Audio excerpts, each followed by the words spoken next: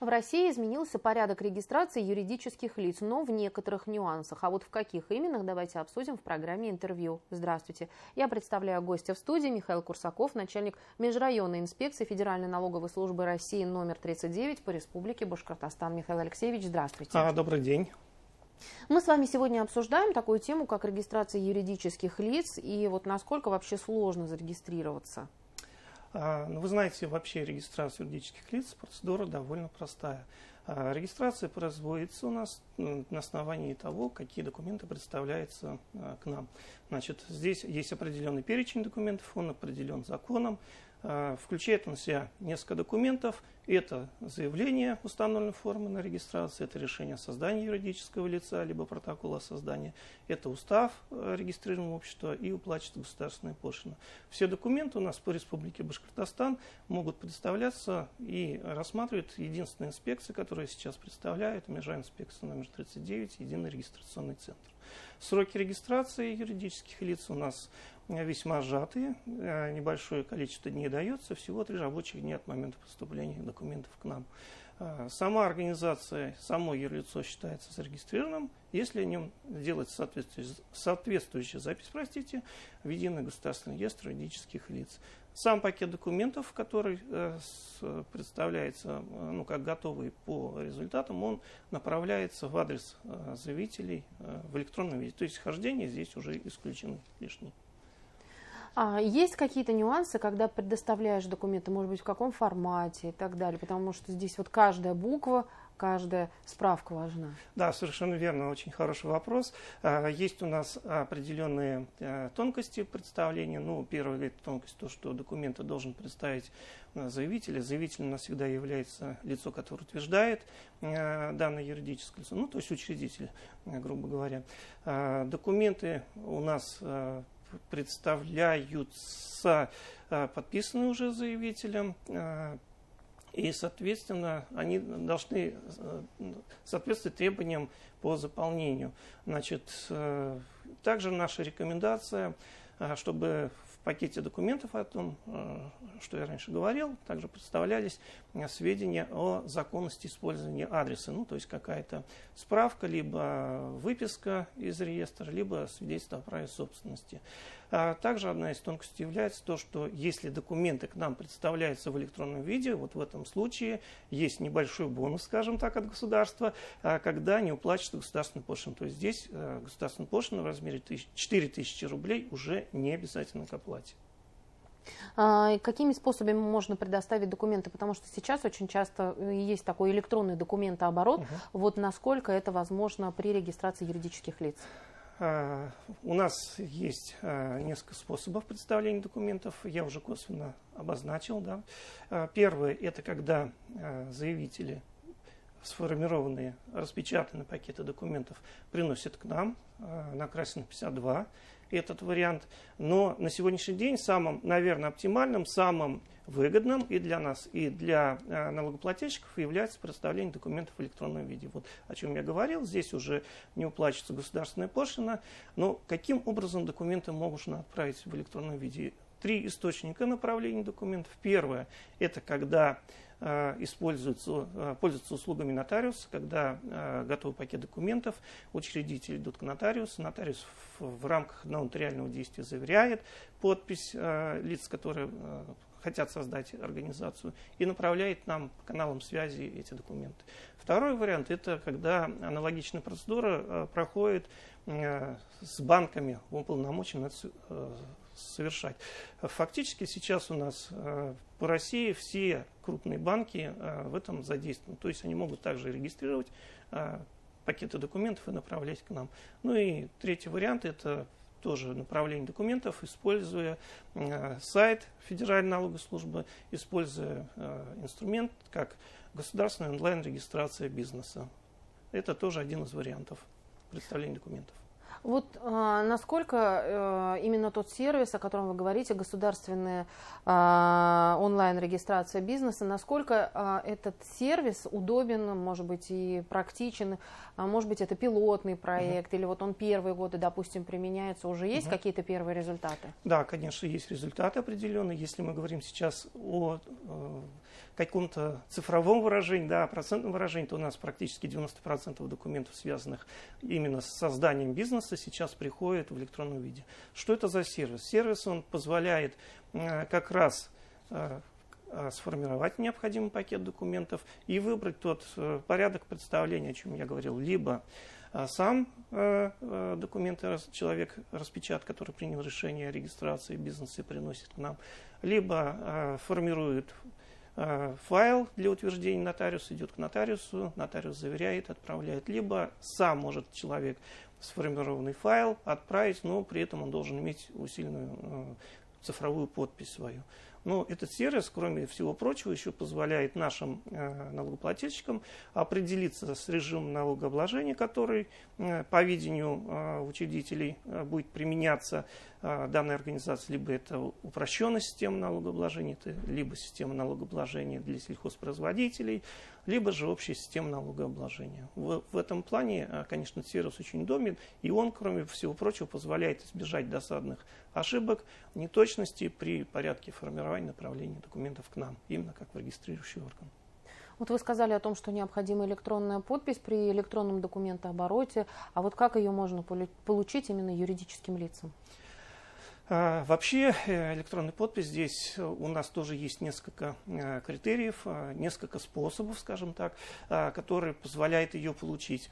Но смотрите, один из способов, если человек здесь все-таки выступает заявителем физическое лицо, он должен получить цифровую подпись. Он может обратиться в любой аккредитованный удостоверяющий центр со своим паспортом, соответственно, получить подпись и ей пользоваться. Но на сегодняшний день есть более альтернативный вариант, более дешевый, скажем так, да, и более простой, когда используется приложение, которое называется Госключ. Это приложение, оно сформировано и оно скооперировано с госуслугами, то есть здесь идет проверка надлежащего обращения за цифровой подписью того лица, если у него имеется подтвержденные на госуслугах, подтвержден кабинет на госуслугах. В этом случае человек, используя это приложение, получает цифровую подпись. Какие преимущества? Первое преимущество – это совершенно бесплатно делается. Второе преимущество – данную цифровую подпись практически потерять невозможно. Почему? Потому что она хранится в данном приложении Госключ, и доступ знает только тот человек, который пользуется, создает, генерирует пароль, и в дальнейшем он использует. Вот эта подпись как раз и подходит для удостоверения документов, которые связаны с регистрацией бизнеса, и с ведением дальнейшего бизнеса. Очень удобная вещь. И еще есть ли особенности регистрации общества с ограниченной ответственностью, с типовым уставом? Есть какие-то здесь нюансы? Нюансы, конечно же, есть. Вообще, по общему принципу, который предъявляется к регистрации организаций, юридических лиц, да, он однотипен, что при регистрации простых уставов, утвержденных учредителями, что при регистрации типовых уставов. Но разница состоит в том, что типовой устав, его не нужно прилагать к пакету документов. В решении, которое принимается учредителями, должно быть указано, что организация в дальнейшем будет использовать типовой устав. Типовые уставы сами по себе удобны еще и тем, что они, во-первых, обезличенные, то есть нет необходимости в дальнейшем вносить изменения в эти типовые уставы, связанные с изменением, допустим, наименования, местонахождения организации и так далее.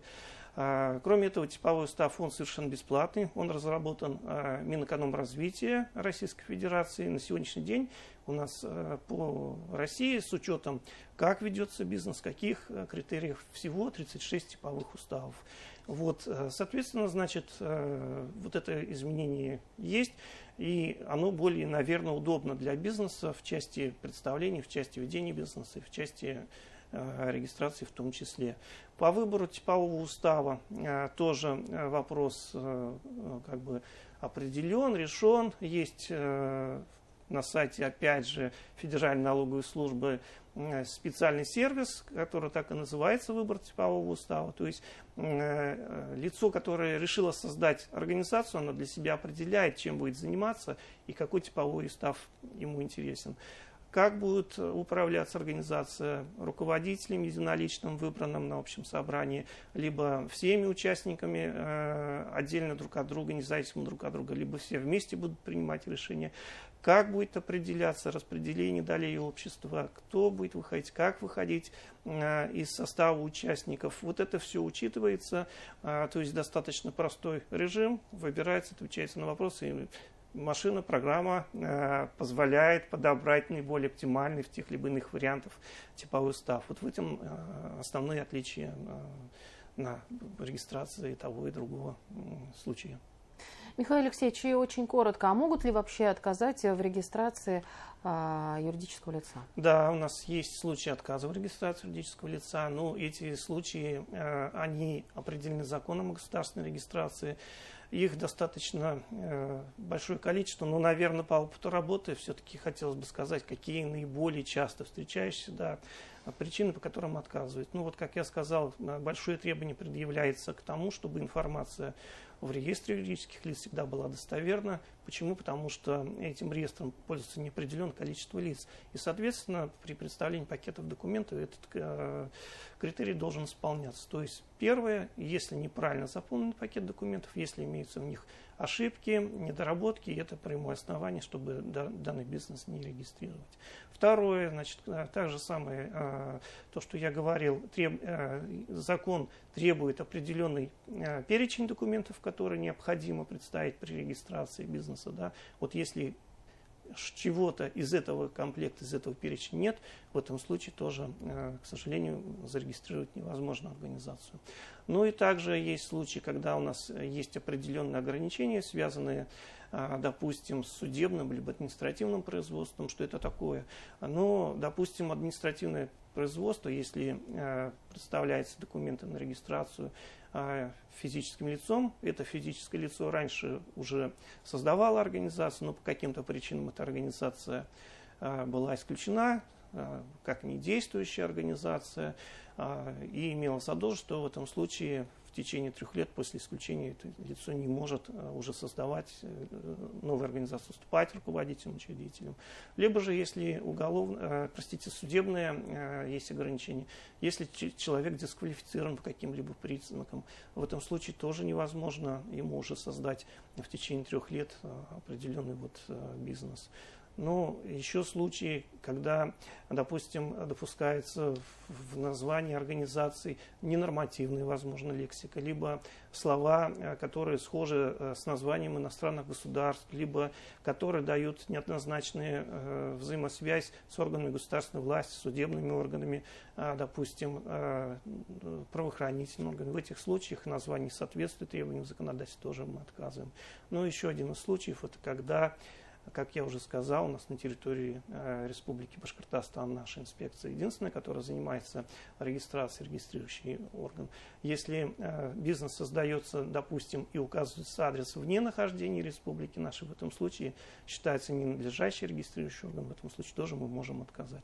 Ну, есть и другие, конечно, случаи, о которых можно рассказывать очень долго, но по факту, конечно, чтобы избежать какого-то недопонимания и отказов в регистрации, обидных иногда отказов, да, мы все-таки рекомендуем пользоваться услугами федерального сайта Федеральной налоговой службы, именно государственная онлайн-регистрация бизнеса, подготовка документов в электронном виде, выбор типового устава и, соответственно, проверять информацию по адресу, чтобы она была действительно настоящей, чтобы адрес существовал. А для этого также существует федеральная информационно-адресная система.